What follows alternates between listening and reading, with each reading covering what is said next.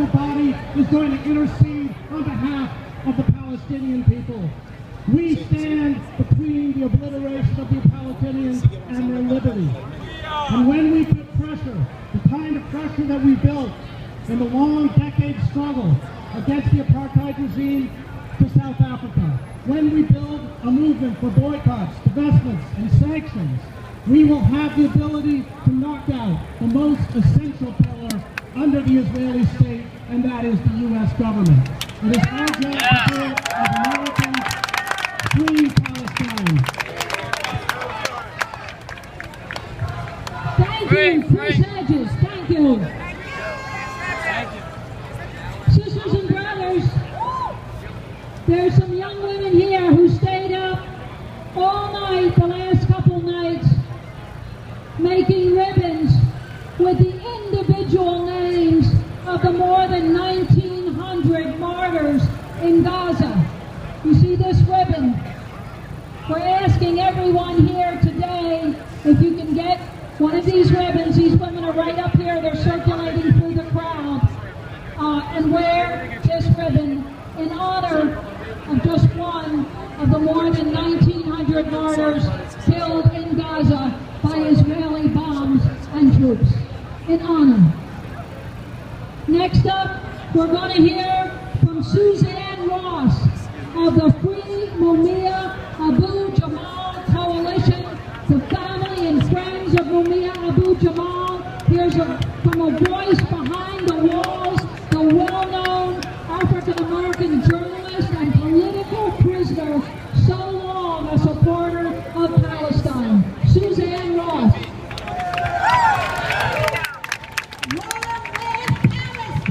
Long live Palestine! Long live Palestine! Free, free Palestine! Free, free Palestine! I'm absolutely thrilled to be here in protest against the Israeli massacre in Gaza and the Israeli occupation. And I'm especially proud that at the first sign of a truce, even a short-lived one, people still came out. People did not fall for it. The struggle continues, right? Yeah! We do not give up until the siege of Gaza ends. And the siege. I'm here today to speak not only for the Free Mumia Coalition International Concerned Family and Friends, but the MOVE organization in Philadelphia. And they wanted me to share with you that they particularly understand sieges, as they were under siege, being blocked from water and food, and ultimately bombed on a small scale like Gaza. We're all in the same struggle. I want to say that we have some encouraging signs. Not only the thousands and thousands of people in the street, but the fact that a mainstream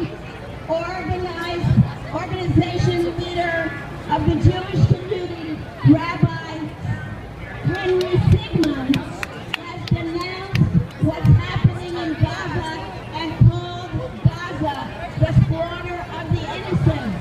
And he also said that the Jewish population, Israeli Zionist population in particular, needs to face the fact that if this is what Zionism led to, we should really rethink the whole project. End the siege, free Gaza, stop U.S. aid, and end the occupation.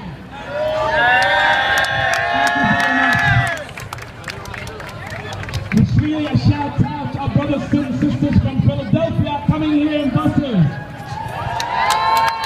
Please receive and join us in the march, in the rally. Free, free Palestine! Free, free Palestine! Gaza, don't you cry! Gaza, Gaza, don't you cry! Louder, brothers and sisters, louder! Gaza, don't you cry! Gaza, Gaza, don't you cry! Palestine will never die! Palestine will never die! One day,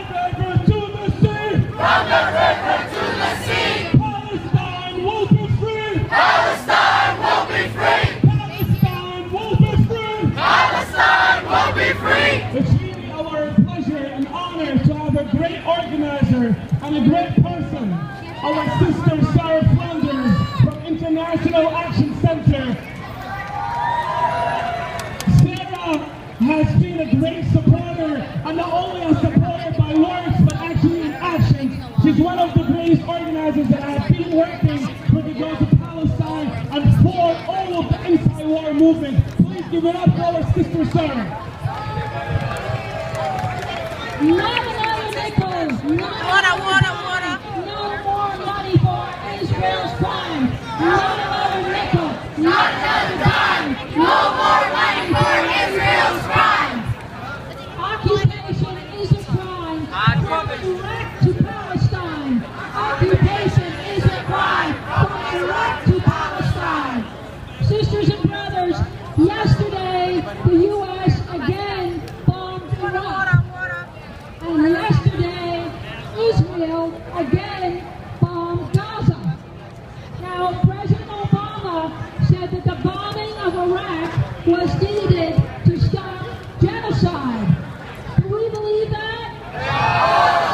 No! Of course, Washington would never bomb Tel Aviv to stop the genocide in Gaza. Isn't that true? No, the U.S. rushed more weapons to Israel. Why is that? Why is that? U.S. imperialism is built on the slave trade, built on the genocide of indigenous people. That is a Zionist model. Israel is part of the U.S. war machine. Israel is part of U.S. corporate control of the whole region. And regardless of Israel's crimes, the U.S. government supports the Israeli government militarily, politically, diplomatically, in the same way that the NYPD supports every cop, even if it's a killer in a chokehold. It's the same thing. Now, what's the greatest crime that Israel charges the Palestinian people with? Is it firing rockets?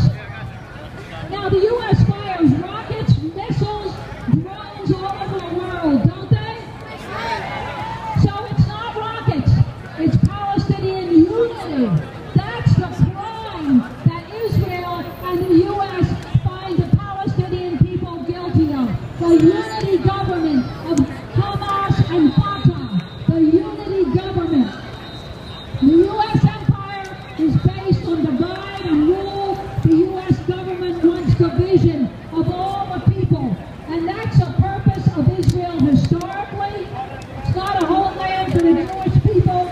Zionism exists to divide the entire region. That's Israel's role.